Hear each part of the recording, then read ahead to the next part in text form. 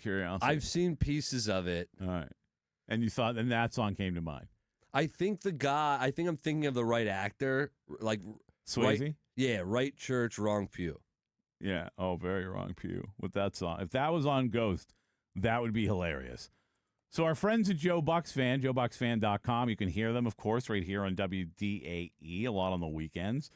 I saw an article on their website, and it struck my interest because especially just the way they put it, as they often do sometimes in interesting, colorful ways. It says, the headline, if the Bucs are serious about winning, then where is Jason Taylor?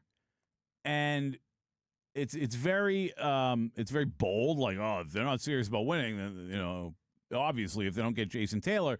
But I started to think to myself, would it make sense to bring in a guy like Jason Taylor for the Buccaneers just because they drafted Reuben Bain? And it obviously wouldn't be just because they drafted Reuben Bain, but that would be part of the discussion if you were thinking about making that move. You got two guys on this defense now, on this rookie class from the University of Miami. Yeah, and of course, if you didn't know, Jason Taylor has worked with the pass rushers at Miami for a long time.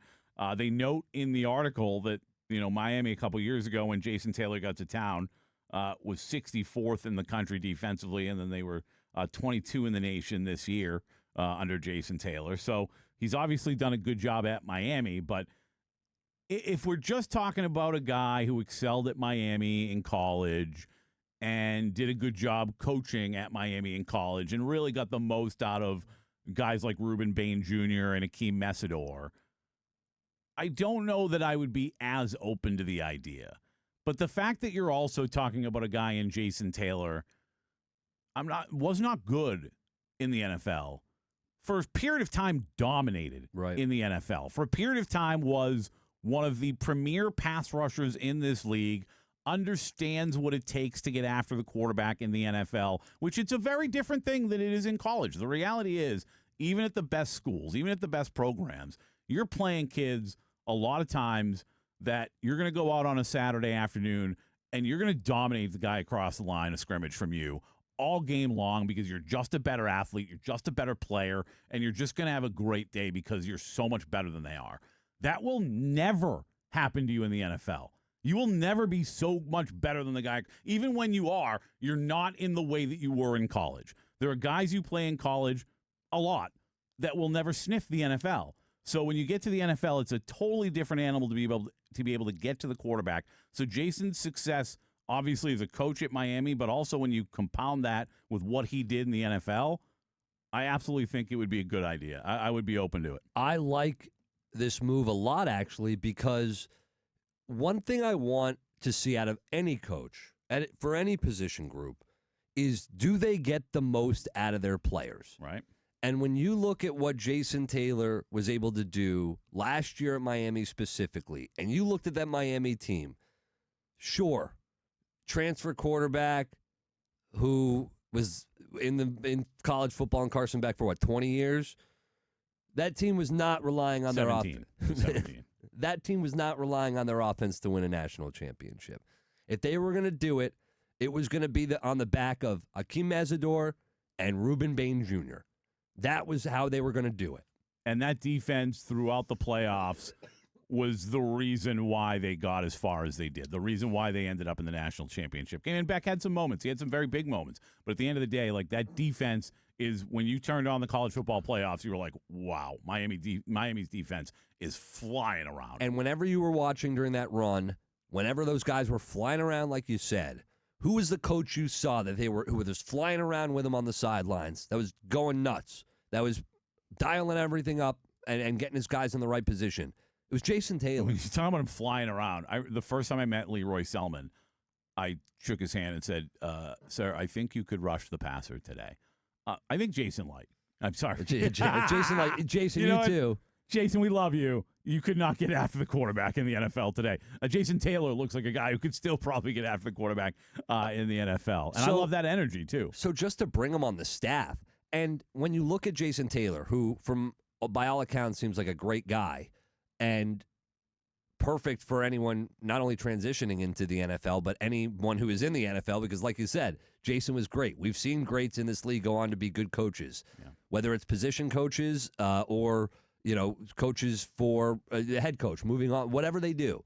And when I look at the trajectory and what Jason Taylor has been able to do with himself as a coach, not long, after retiring, starts in high school as a coach, moves on and transitions to college, and has success everywhere, naturally transitioned to the NFL in some capacity. You know his ceiling, though, right?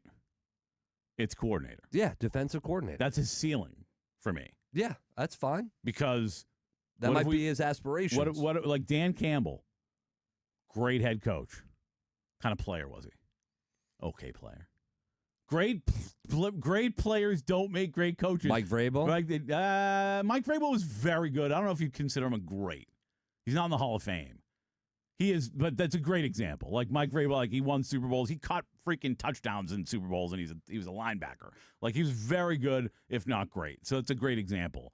But we've seen it like across sports. A lot of times the greats, they're not great at being coaches. Harbaugh? I don't know if it's – listen, he was a very good quarterback. He's a very good quarterback. Again, he borders on – I see. I think that's it. You can – if you border on great, you can be a very good to great coach. But if you reach greatness, like if Michael Jordan ever went on to coaching, he would suck. Magic Johnson sucked as a coach. Like great players. Isaiah Thomas. Don't make great coaches. That's terrible. It's got to be hard to relate because great players have a different level than just about everybody else. And it's hard to relate to the guys who don't. Like Juwan Howard. If you're that guy. Juwan Howard couldn't even go to Michigan and get it done. All right, 82945. Chris Webber would have. 829, no, too many timeouts. 82945, start your text with DAE. Maybe there's somebody who could think of a coach that we're not thinking of here. I've got one for you. There he is. Mike Ditka. Was he a great player, though? Or do we just think of him as a great player because we know who he is? I mean, I think I'd have to pull the numbers, but I think he's up there with one of the best tight ends in history. That's what I always heard. I didn't get to see him, obviously. None of us did.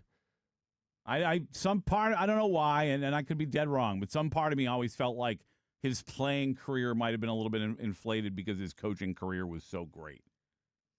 I feel like when people get older, we do that. I can think of a guy that I won't say on the air who a lot of people look at as great because of what he does now, but if you saw his career, he was very okay. But I'm not gonna say his name. Okay. Well, yeah, I guess that's. I mean, if I told you who, you'd know why. You totally agree to not do such a mean thing. But I think Jason Taylor adding him in some capacity I like the idea. It could only help. Yeah, no doubt about it. Now, I don't think it's going to happen this late in the game, but I would be totally open to it. And I thought it was an interesting article